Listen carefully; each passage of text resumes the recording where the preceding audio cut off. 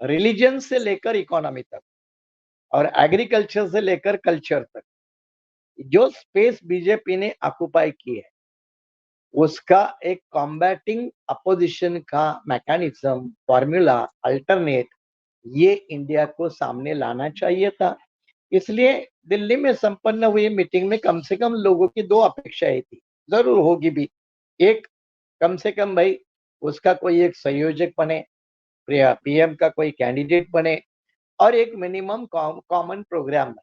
मान लो पीएम के लिए चेहरा अगर खड़गे जी बनते हैं तो नीतीश कुमार का एक ओबीसी के माध्यम से क्या होता है, ये इंडिया गठबंधन के तौर पर वो अगर संयोजक बनाए जाते तो क्या दिक्कत होती। और इसमें मुझे नहीं लगता कि टीएमसी कोई अपोजिशन करेगी या तमिलनाडु की डीएमके कोई अपोजिशन करेगी, बिल्कुल नहीं करती। लेकिन ये जो इंडिया गठबंधन की जो पॉलिसी फॉर्मुलेशन की बात है, इसमें कौन लोग हैं मुझे पता नहीं, मैं उनको जानता नहीं, लेकिन उनको इससे तो कम से कम सबक सीखना चाहिए कि 4 राज्यों के चुनाव हुए, उसमें 3 राज्य जब बीजेपी के हाथ में गए, तो एक ट्राइबल चीफ मिनिस्टर बनता है, एक ओबीसी चीफ मिनिस्टर बनता है, एक ब्राह्मण चीफ मिनिस्टर बनता है। तो इतनी तो अकल कर ले, है ना? इतनी तो नकल करे उत्तर प्रदेश, बिहार, तमिलनाडु और महाराष्ट्र। ये 4 राज्यों को मैंने इसलिए गिना क्योंकि उत्तर प्रदेश 80 सीट वाला, फिर 48 वाला महाराष्ट्र, फिर अपना बिहार 42, फिर बंगाल 42, तमिलनाडु 40। तो इनको क्या तवज्जो नहीं देंगे राष्ट्रीय लेवल पे? बीजेपी ने डेमोक्रेसी के ये डिस्कशन और डेलिब्रेशन, ये जो डिबेट के रास्ते हैं वो लगभग बंद किया है और उसी का परिणाम है कि उन्होंने इतने सारे एक साथ मेंबर ऑफ पार्लियामेंट को सदन के बाहर करवाया, पार्लियामेंट के बाहर करवाया। ये आरएसएस के संस्कृति का हिस्सा है, बीजेपी के पॉलिटिकल कल्चर का हिस्सा है कि उनको किसी तरह की और किसी लेवल की अपोजिशन पसंद नहीं है। जब लोगों का जरूरत से ज्यादा समर्थन मिलता है, मैंडेट मिलता है, तो हुक्मरान जो लोग होते हैं, नेता होते हैं, पार्टियां होती है, वो अनडेमोक्रेटिक बनती जा रही है, अनकंट्रोल बनती जा रही है। अब ये रिसर्च को अगर हम ध्यान से देखें तो भारत में भी 2014 के बाद ये ज्यादा रेशो दिख रहा है। ऐसा नहीं कि 2014 के पहले नहीं था, इंदिरा गांधी के इमरजेंसी पीरियड में भी हमें वो झलक दिखी थी।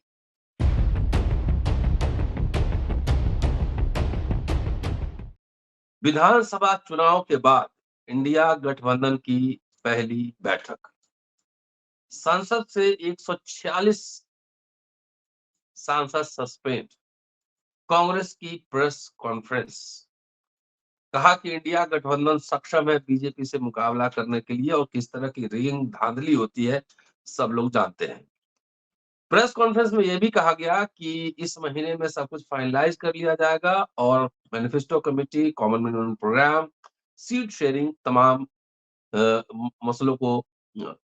मसलों पर बातचीत हो जाएगी। देश अब चुनावी मोड में जा रहा है। सांसदों के निलंबन का क्या है मायने, और क्या इंडिया गठबंधन मजबूती से बीजेपी एनडीए का मुकाबला करेगी? कैसा होगा लोकसभा का पिक्चर 2024 में? दोस्तों, रतनलाल बोल रहा हूं और आप देख रहे हैं अम्बेडकर नामा। डॉक्टर सुरेश माने साहब संविधान विशेषज्ञ हैं, पॉलिटिकल एक्टिविस्ट हैं और अपनी पार्टी भी चलाते हैं, काफी एक्टिव हैं, लगातार इन विषयों पर खुलकर बोलते हैं। उनसे समझने की कोशिश करेंगे कि महाराष्ट्र में भी और देश में भी इंडिया अलायंस का क्या है भविष्य, कैसे लड़ेगा चुनाव। जय भीम सर, स्वागत। जय भीम प्रोफेसर जी, सर, बताइए। अब कई घटनाक्रम हो गया है, ईवीएम का मसला भी चल रहा है, सांसद सस्पेंड हो गए हैं, आज कांग्रेस की पीसी थी, क्या लग रहा है सर? इसके इंडिया के बारे में बोलने के पहले जी, बीजेपी के बारे में बोलना बहुत जरूरी है, हम्म, क्योंकि 4 राज्यों के जो चुनाव संपन्न हुए उसके जो परिणाम आए, उसके बाद जो बीजेपी को सेट मार्क मिलना चाहिए था, वो नहीं मिला, नहीं मिला। बल्कि एक एडवांटेज मिला। जी। और वो एडवांटेज के कारण बीजेपी अब अपने आप को, उसका जो मनोबल है, साइकोलॉजिकल एडवांटेज है, इससे लेकर काफ़ी प्रभावित है। और प्रभावित होने के कारण 2024 की जो बिछाने में बीजेपी जो लगी है, उस दिशा की तरफ ही वर्तमान संसद में जो घटनाएँ घटी, उनको देखने की बहुत ज़रूरी है। हुँ। वैसे हम अच्छी तरह से सभी लोग जानते हैं कि बीजेपी हो या उसकी मदर ऑर्गेनाइजेशन आरएसएस हो, इनका कभी भी डेमोक्रेटिक कल्चर के ऊपर बड़ा भारी कोई विश्वास नहीं था, आज भी नहीं है। मैं तो मानता हूँ कि डेमोक्रेटिक सेटअप में डेमोक्रेसी को एक्सेप्ट करना ये उनकी मजबूरी है। ये जिस तरह से डेमोक्रेटिक कल्चर को नहीं मानते, वैसे वो कॉन्स्टिट्यूशनल कल्चर को भी नहीं मानते, या संवैधानिक संस्कृति जिसको हम कहते हैं। जी। क्योंकि संविधानिक संस्कृति के खिलाफ इनके जो आदर्श पुरुष है, वो आदर्श पुरुषों ने भारतीय संविधान का कभी सम्मान नहीं किया, राष्ट्रध्वज का कभी सम्मान नहीं किया। वो आज जो करते हैं, चाहे वो मोदी जी संविधान के ऊपर माथा टेक दे, पार्लियामेंट के स्टेप्स के ऊपर अपना सर रख दे, वो कोशिश तो करते हैं, एडजस्टमेंट है ये। ये एडजस्टमेंट के कारण उनको डेमोक्रेटिक सेटअप में एक्सेप्ट करने का एक दिखावा करना पड़ता है। लेकिन जब भी वो मौका मिलता है, वो एंटी डेमोक्रेटिक एटीट्यूड उनका समय पे बाहर आ जाता है। और यही फिर ये वर्तमान जो सांसद का जो निलंबन हुआ, मतलब पहले 141, बाद में 2 और फिर कल 3, हुँ। मतलब ये लगातार चलता हुआ सिलसिला है कि 146 मेंबर ऑफ पार्लियामेंट को, जबकि लोकसभा का ये आखिरी सेशन माना जाता है, क्योंकि अगला सेशन होगा वो फाइनेंशियल मैटर को ही होता है। तो ऐसे आखिरी सेशन में 146 मेंबर ऑफ पार्लियामेंट को बाहर करना और उनके बिना उपस्थिति में लगभग 18 कानून संसद द्वारा, लोकसभा द्वारा पारित करवाना, ये कोई डेमोक्रेटिक कल्चर का हिस्सा नजर नहीं आता। हुँ। अब ये जो परिणाम है, उसके पीछे भी थोड़े बहुत हम लोगों ने समझ होनी चाहिए। और वो समझ ये है कि जैसा कि एक स्विट्जरलैंड में एक संस्था है जिसने कई देशों के डेमोक्रेसी का स्टडी किया और रिसर्च किया, और उसमें उनको पता चला कि जो अपने आप में डेमोक्रेसी होने का दावा करते हैं, लेकिन असल में वो इलेक्टोरल ऑटोक्रेसी बनती जा रही है। डेमोक्रेसी कम है, ये ऑटोक्रेसी ज़्यादा बनती है डेमोक्रेसी के नाम पे। और उसका कारण जो उन्होंने बताया अपने रिसर्च में, वो कारण ये है कि जब लोगों का ज़रूरत से ज़्यादा समर्थन मिलता है, मैंडेट मिलता है, तो हुक्मरान जो लोग होते हैं, नेता होते हैं, पार्टियाँ होती है, वो अनडेमोक्रेटिक बनती जा रही है, अनकंट्रोल्ड बनती जा रही है। अब ये रिसर्च को अगर हम ध्यान से देखें, तो भारत में भी 2014 के बाद ये ज़्यादा रेशो दिखता है। ऐसा नहीं कि 2014 के पहले नहीं था। इंदिरा गांधी के इमरजेंसी पीरियड में भी हमें वो झलक दिखी थी। कई बार दूसरे सरकारों के माध्यम से राज्य में भी दिखने को मिली है। लेकिन जब से 2014 में से एक तरफ नेशनल लेवल पे एक अपोजिशन की स्पेस धीरे-धीरे कम होती जा रही है, अ, तब से जो रेश्यो है बीजेपी का अनडेमोक्रेटिक कल्चर का, वो बढ़ता गया है। हुँ। अब वो इसके पीछे वो एकमात्र कारण ये है, ऐसा भी मैं नहीं मानता, क्योंकि जी। और भी कुछ कारण हो सकते हैं। और उसमें से एक प्रमुख कारण जो होगा, जो मुझे लगता है, वो ये है कि इनको किसी तरह का अपोजिशन पसंद नहीं है और ये आरएसएस के संस्कृति का हिस्सा है, बीजेपी के पॉलिटिकल कल्चर का हिस्सा है कि उनको किसी तरह की और किसी लेवल की अपोजिशन पसंद नहीं है। मैंने गुजरात में भी 15 साल जब नरेंद्र मोदी जी सीएम थे तो मुझे गुजरात में प्रभारी के नाते काम करने का बीएसपी के ज़माने में मौका मिला।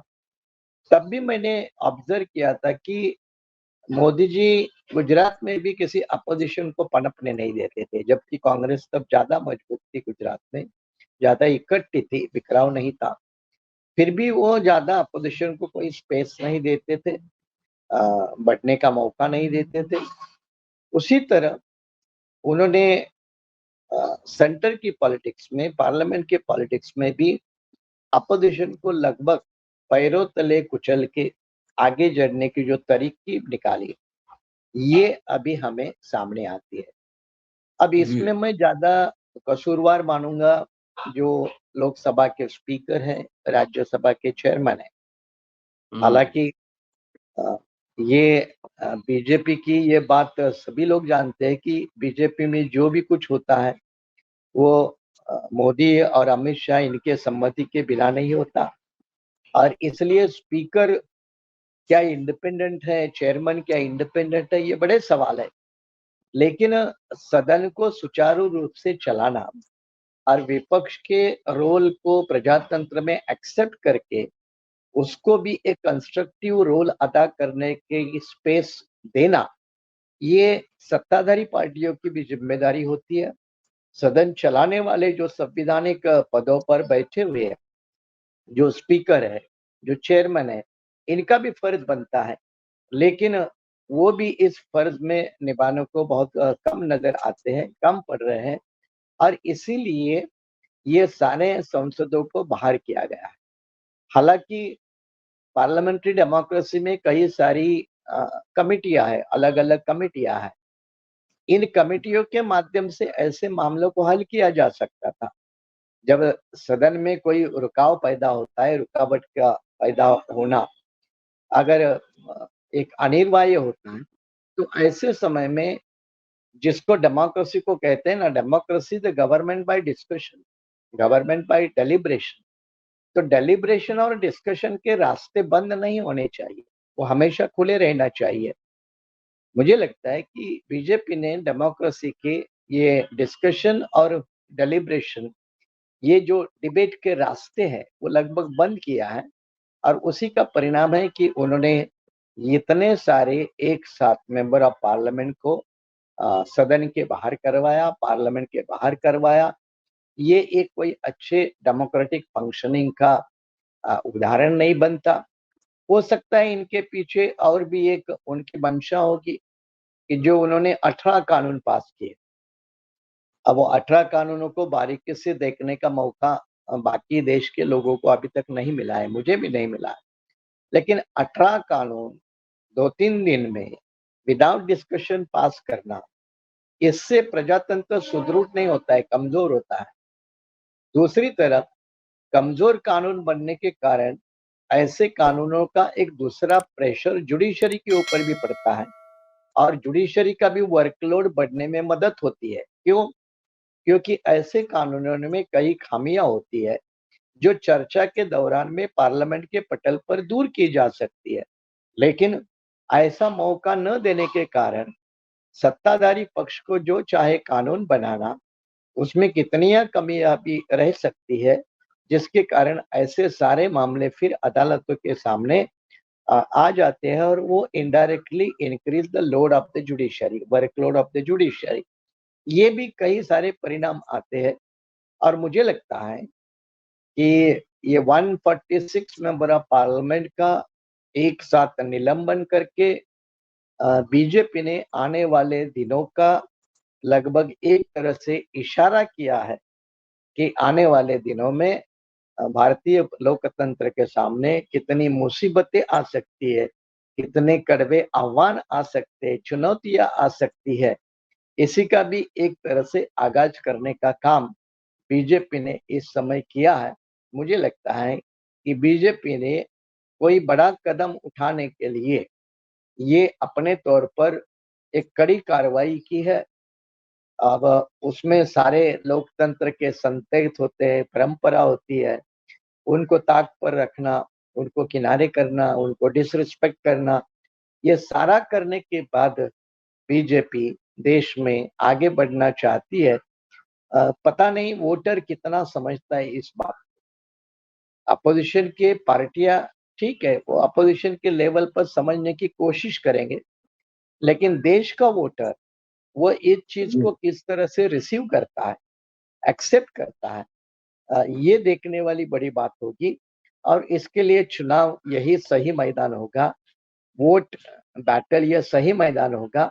और जब ये मैदान में बीजेपी को लोग किस तरह से रिस्पॉन्ड करते हैं, उसके ऊपर भारत का भी प्रजातंत्र का भविष्य निर्भर होगा। ये कहने की भी अब समय की मांग है, समय की जरूरत है। मामला तो ईवीएम का भी चल रहा है सर। अगर इसी तरह से ईवीएम रिगिंग का जो मामला है, जो आया अभी मध्य प्रदेश से भी, और एक प्रेस कॉन्फ्रेंस में दिग्विजय सिंह और उदित राज ने बहुत ही ऑब्जेक्शन उठाए, ईवीएम पे हल्ला बोला। तो अगर रिगिंग होता रहेगा तो ये जो 141 सांसद निकालेंगे, इसका रिफ्लेक्शन तो चुनाव पे भी दिखेगा। हाँ, यही फिर मैं जो चुनाव का कह क्या रहा हूँ, मायने? जी। इसीलिए तो मैं कह रहा हूँ कि अब कांग्रेस अब धीरे धीरे ईवीएम के ऊपर बोलने लगी है। हाँ। कांग्रेस भी कम गिल्टी नहीं है, उन्होंने भी कई हम्म। साल चुप्पी साधी है। और ईवीएम का भारतीय चुनाव प्रक्रिया में आना, ये भी कांग्रेस पार्टी के वक्त की ही देन है। ये कोई बीजेपी के समय में नहीं आई है, कांग्रेस पार्टी के ही समय में आई इसमें है। कहा जाता है कि जनता पार्टी की सरकार थी उस समय, केरल में पहली बार एक्सपेरिमेंट हुआ था एक विधानसभा ये में। 82 और या 84 में एक बाई हम्म। इलेक्शन हुआ था केरला में। हम्म। और उस बाई इलेक्शन के समय में इसका इस्तेमाल किया गया था। तब कांग्रेस पार्टी की ही देश में सरकार थी, तो कोई बीजेपी कोई हुकूमत में नहीं थी। लेकिन ईवीएम का मामला जो है वो उस वक्त की 8 राष्ट्र पार्टियां और देश की कई राज्यों की रिकॉग्नाइज्ड पॉलिटिकल पार्टियां इन्होंने मान्यता दी थी। पार्लियामेंट के अंदर उसके ऊपर एक बिल पास हो गया था, जिसके तहत पीपल्स रिप्रेजेंटेशन एक्ट में एक बदलाव किए गए। और उस हम्म। बदलाव के माध्यम से ईवीएम को देश भर में लागू किया गया। ये भी एक कानूनी और संवैधानिक प्रक्रिया है। तो ईवीएम से अगर किनारा करना है तो आपको यही संवैधानिक प्रक्रिया से ईवीएम से किनारा होगा। ईवीएम ये चुनाव आयोग के निर्णय से नहीं आई है, इस बात को भी समझा, बहुत लोग नहीं जी जी। समझते अभी। इसलिए हाँ, इसमें बता। चुनाव आयोग के सामने धरना प्रदर्शन करे, इससे कुछ नहीं होगा। ये जंग हम्म। पार्लियामेंट के अंदर लड़नी होगी। अब कांग्रेस पार्टी अगर ये कह रही है कि भाई ईवीएम में खामियां हैं, कई शिकायतें पहुंची है, चुनाव आयोग के पास पहुंची है, कुछ लोग सुप्रीम कोर्ट तक पहुंचे हैं। और पहले ईवीएम के खिलाफ तो बीजेपी आई थी, अडवाणी आए थे, कई लोगों ने हम्म। उसके ऊपर किताबें लिखी थी। जीएल सुब्रमण्यम नरसिम्हा। स्वामी सुब्रमण्यम स्वामी बीजेपी के उस वक्त के सांसद थे। वो खुद सुप्रीम कोर्ट में गए थे, बाद में दो सुधार भी हो गए। अब ये बात सीधी है कि ईवीएम के ऊपर जो डाउट है, अगर उसको क्लैरिफाई करना है तो किसी भी हालत में विपक्ष ने ताकत लगाकर वीवीपैट का जो मामला है वो सीधा हम्म। सीधा, जितने ईवीएम मशीन में वोट है उतनी उतना वीवीपैट वीवीपैट। की चिट्ठियां उतनी वीवीपैट की चिट्ठियां वो उसका टैली होना चाहिए। समय लगेगा, समय लगने से कोई नुकसान नहीं होगा, बल्कि ऐसा करने से लोगों का प्रजातंत्र के ऊपर भरोसा बढ़ेगा, वोट प्रक्रिया और गतिमान हो सकती है, बढ़ोतरी हो सकती है। ये अपनाने की जरूरत है और विपक्ष ने उसके लिए कदम बढ़ाने की जरूरत है, खास करके पार्लियामेंट के अंदर। पार्लियामेंट के बाहर आप कुछ भी बोलते हो और पार्लियामेंट के हम्म। अंदर इस बारे में अगर चुप रहते हो तो फिर एक तरह से आपकी भी इस षड्यंत्र में मुख्य सम्मति है, ऐसा स्पष्ट नजर आता है। तो ये विपक्ष ने गलती इस बार तो नहीं करनी चाहिए। मैं तो कहता हूं कि विपक्ष ने चारों तरफ से हमला करने की जरूरत है।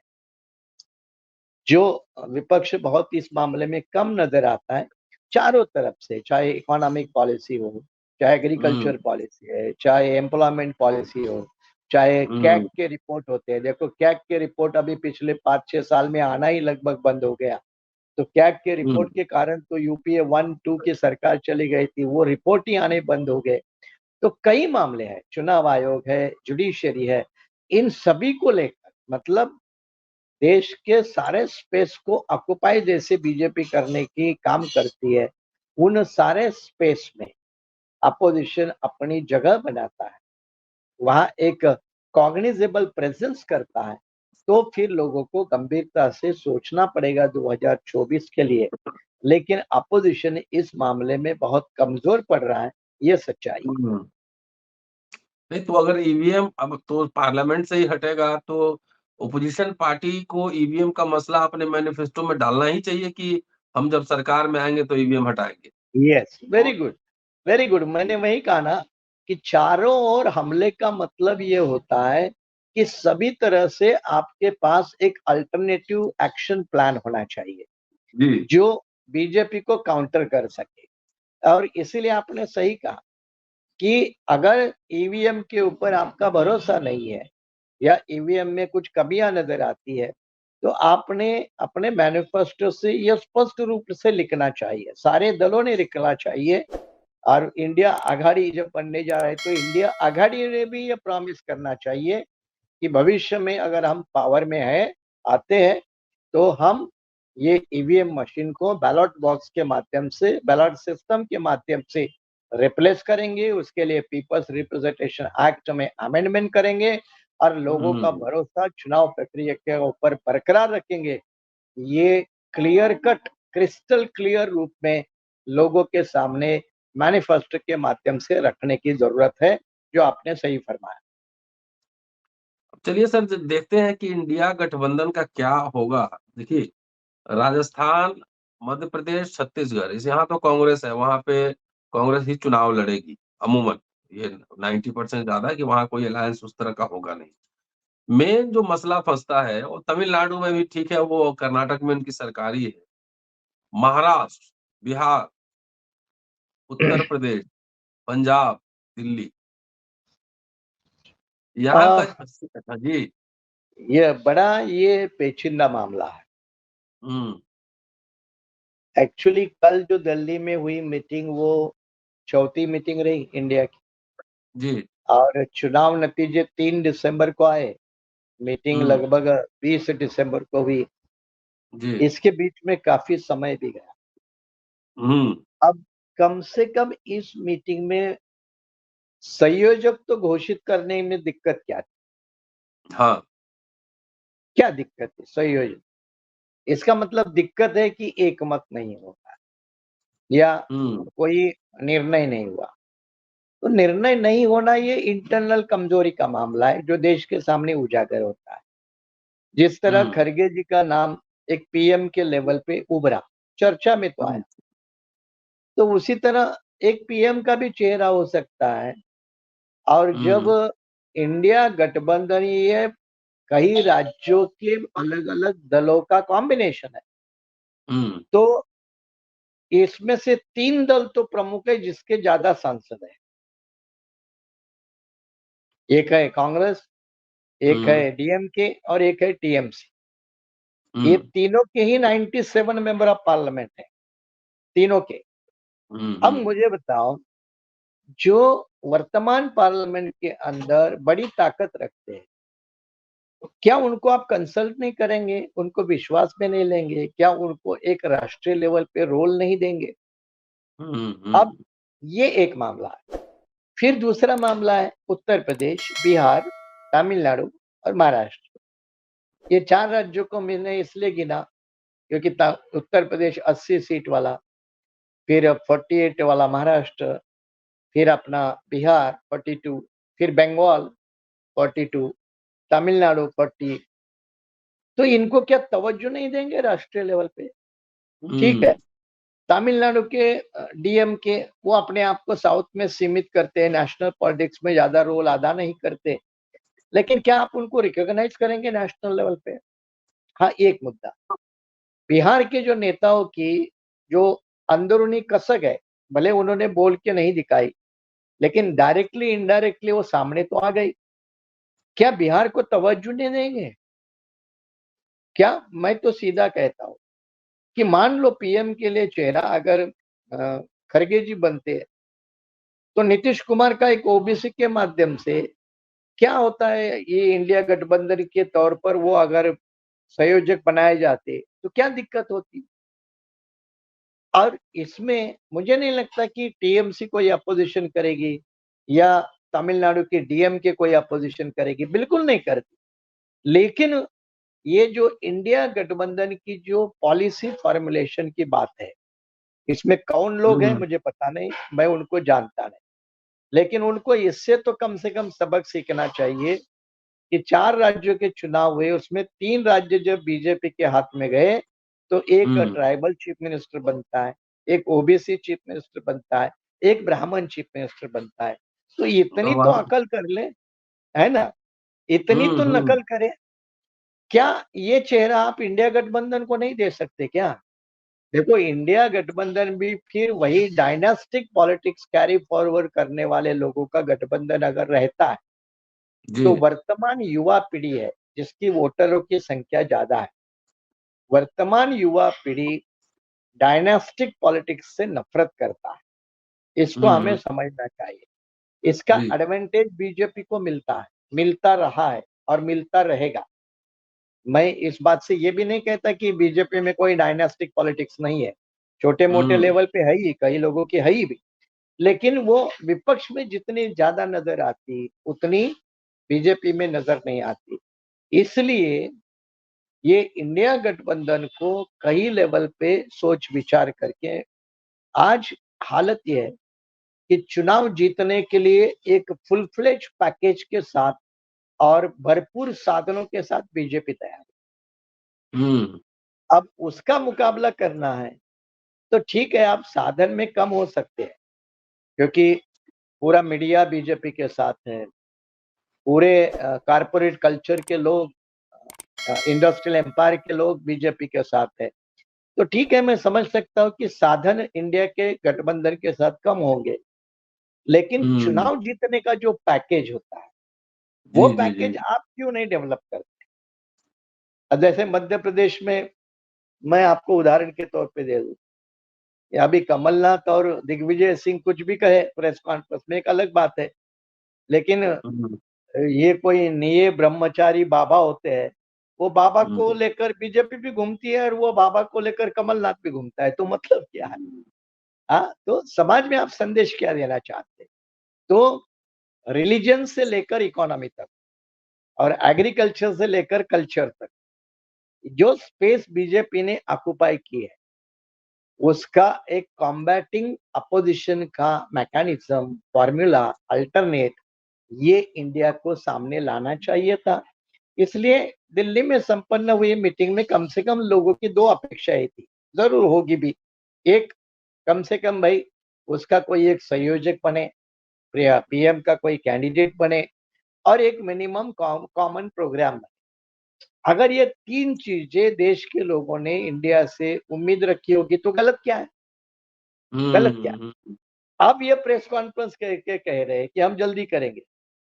अब जल्दी करेंगे, इसके बजाय सही मौका उन्होंने गँवाया।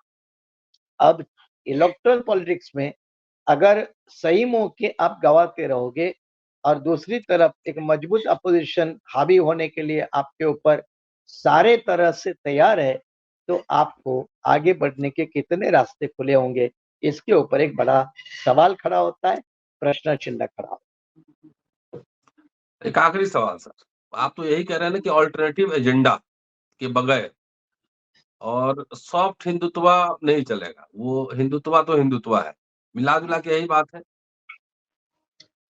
सीधी बात है, देखो कांग्रेस की ये गलती हुई है कि उन्होंने सॉफ्ट हिंदुत्व का एजेंडा अपनाया।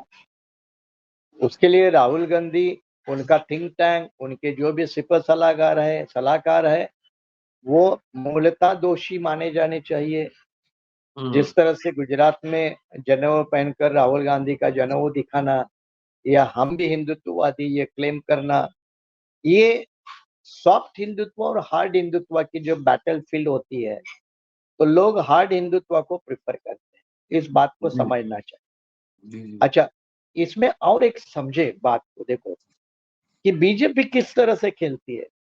अब देखो, ये चेयरमैन का, राज्यसभा के चेयरमैन का जो मामला हुआ, अब ये इंडिया के गठबंधन के लोगों को ये इस बात को ध्यान रखना चाहिए कि देश का मीडिया उनके साथ नहीं है, बीजेपी के साथ है। ये इस बात को उन्होंने ध्यान में रखना चाहिए। तो अपने किसी भी कारनामे का इस देश में मीडिया किस तरह से माहौल बनाएगी, इस बात को उन्होंने दिमाग में सोचने की जरूरत। जी। अब देखिए, जगदीप धनखड़ का मामला, छोटा सा मामला, लेकिन वो पूरे ओबीसी जाट समुदाय के साथ जोड़ा गया बीजेपी ने। मीडिया के ऊपर उसकी बहस होने लगी, जबकि कल दिल्ली में जो दंगल करने वाले जो प्लेयर है, कुश्ती वाले जो प्लेयर है, वो भी जाट समुदाय से आते हैं, वो भी ओबीसी समुदाय से आते हैं। तो इनको लेकर फिर जो कांग्रेस की तरफ से आक्रमण होना चाहिए, वो बिल्कुल नजर नहीं आता कि अगर आपको जगदीप धनखड़ का जाट होने के नाते ओबीसी का अपमान लगता है, तो साक्षी मलिक है या और 2-3 जो रेसलर है, उनका अपमान होने से आपको कोई जाट या ओबीसी का अपमान नजर नहीं आता। इस तरह की टिट फॉर टैट वाली जो पॉलिसी है, वो अपोजिशन की तरफ नहीं आती। इस बात को भी ध्यान में रखना चाहिए।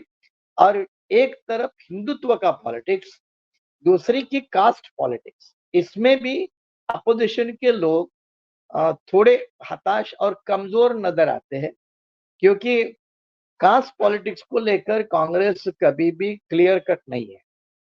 जबकि कांग्रेस को सदियों से सबसे ज्यादा समर्थन दलितों से मिला, आदिवासी से मिला, पिछड़ों से मिला, माइनॉरिटी से मिला, लेकिन कांग्रेस ने उनको टेक इट फॉर ग्रांटेड इस तरह से समझकर इनकी जो अंदरूनी जो बातें हैं, इनको समझना है, ये कभी कांग्रेस ने कभी समझने की बात नहीं की।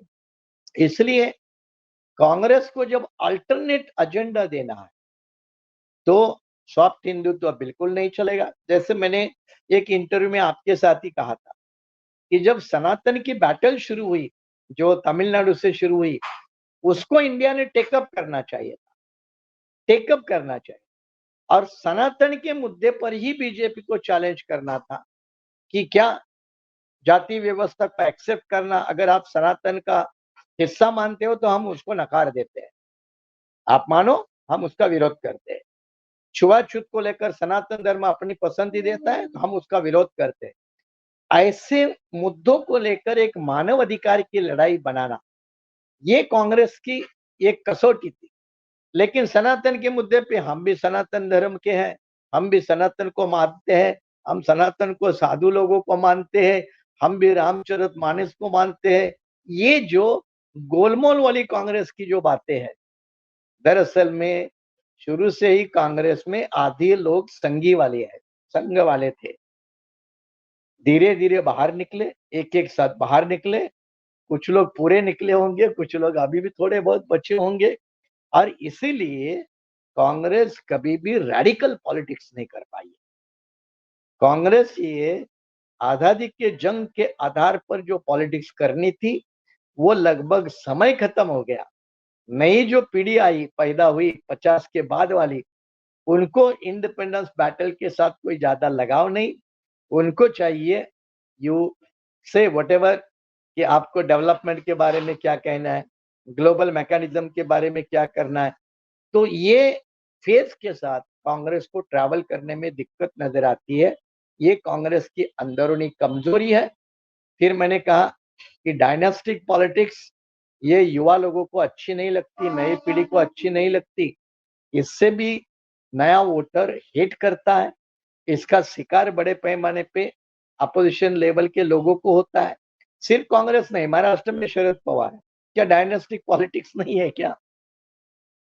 तो डायनास्टिक पॉलिटिक्स तो है ही। वो कितने ही फुले शव अंबेडकर के नाम ले ले, कितने ही बाबा साहब के नाम ले ले, कितने ही संविधान की दुहाई दे दे, लेकिन उनके परिवार के बाहर पावर स्ट्रक्चर नहीं जाता, तो ये लोग ये बिल्कुल मानेंगे। इसीलिए इंडिया का भविष्य 2-4 बातों के ऊपर निर्भर है। उत्तर प्रदेश में किस तरह से एसपी के साथ वो अपना अलायंस बना देंगे। क्या वो मायावती को इस अलायंस में शामिल कर सकेंगे? एक अच्छी बात है, 2 दिन पहले मायावती ने एक प्रेस कॉन्फ्रेंस की है। उसमें उन्होंने कहा है कि कब किसी को किसकी मदद लगेगी इसका कोई पता नहीं होता। तो एक तरफ से ये गुगली समझकर सारे लोगों ने उसके साथ खेलने की जरूरत है। तो उत्तर प्रदेश 80 सीटों में मैं कहता हूं कि आधी भी सीटें इंडिया गठबंधन तोड़ पाया तो एक बड़ा करिश्मा होगा। 40 सीटें भी तोड़ पाया तो एक बड़ा करिश्मा होगा। उसी तरह महाराष्ट्र की 48 सीटें हैं, जिसमें से 43 के लगभग सीटें 40-42 के नजदीक सीटें पिछली बार भाजपा गठबंधन को मिली थी। अगर महाराष्ट्र में भी बीजेपी 20 के नीचे आती है या अपोजिशन उसको रोक कर लेता है, तमिलनाडु में कोई दिक्कत नहीं होगी। मुझे लगता है बंगाल में लेफ्ट और ममता के बीच किस तरह से इक्वेशन बनता है, क्योंकि वहां लेफ्ट ही अपना एक अलग रवैया अपनाएगा तो फिर वो बंगाल के ऊपर एक बड़ा सवाल है। ठीक है, केरल छोटा स्टेट है, लेकिन वहाँ लेफ्ट की सरकार है और अपोजिशन में कांग्रेस है। तो वहाँ लेफ्ट दैट इज एलडीएफ और कांग्रेस वाले यूडीएफ, ये दोनों में किस तरह से केरल के स्टेट में मुकाबला होता है ये भी निर्भर करेगा। और जैसा मैंने कहा कि बीजेपी के इनडायरेक्टली मित्र ज्यादा है।